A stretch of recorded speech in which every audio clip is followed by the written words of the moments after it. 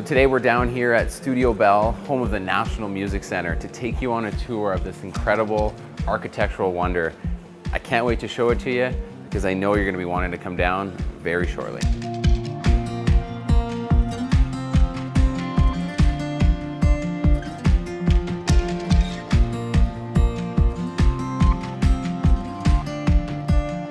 So the name is Studio Bell, but then it's partnered with National Music Center? The name of the building is Studio Bell, so the way I always like to describe it is, for example, we have the Bow downtown. That's the Bow is the name of the building, and Canna is the major tenant. So in this case, the name of the building is Studio Bell, and it's the home of the National Music Center. Ah, gotcha. And prior to this, there wasn't a large showpiece like this across Canada? Nowhere. This is the first time that like all of the music halls of fame have come together too. So we've got the music halls of fame that you can go see, the Country Music Hall of Fame, Songwriters Hall of Fame, as well as the Juno Award winners. And that used to be kind of a traveling show and a collection that would sort of get put on in whichever city the Junos was at. So this is the first time that music in Canada has really had a home and that we've had one central place to display a lot of the artifacts, the keyboard collection that we have, the outfits and costumes that we're starting to get donated to us from a lot of Canadian artists. Right. This never existed before. Do you guys see yourself as a business, or is it more of like an experience?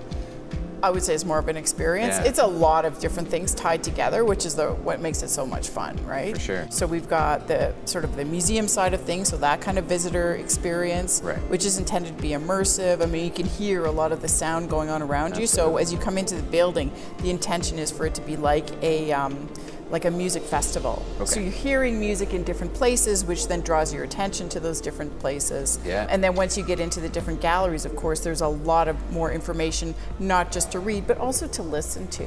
So the facility itself has a bunch of layers to it. Oh my goodness, right? yeah. Maybe There's walk lots us of through different some activities. of the things that are going on in this big facility. Sure. When you walk in the doors, you're in the East Block, and this is the Music Museum part. And we've got some visitors coming up the stairs right now enjoying the space. It seemed busy when I came through. So lots of different things to see here. Of course, my personal favorite is the architecture. That's what I love about it. This combination of music and architecture. So there's something for architecture lovers, there's something for photographers to see, and then music lovers, there's something to see and do on every floor as well. What were some of the highlights from your first year as a fully operating facility? Getting the new displays in, like this Tom Cochrane exhibit we got in, that was a lot of fun to turn that room over. And then the Katie Lang exhibit, I'm so happy. So some of these temporary exhibits that we have are great. We also have a lot of interactive displays. One of my favorite things is when I go through the acoustic room and then we have a drum kit in there that people can play,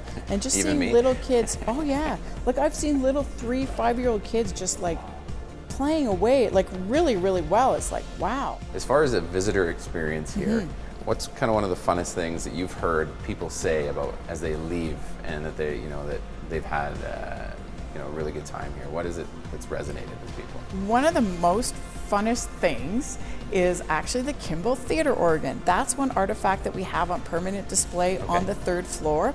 And every day that we're open to the public, we offer a performance of that. It's really cool because it's one of the few artifacts we do have on permanent display.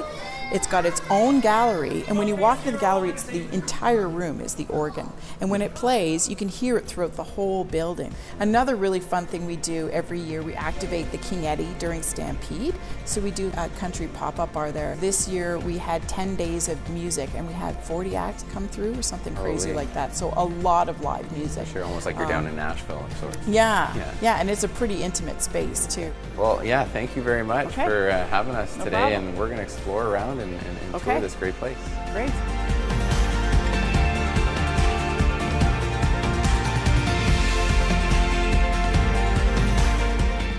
Well, that's it, guys. This is truly a one-of-a-kind venue and experience that I hope you bring the whole family down.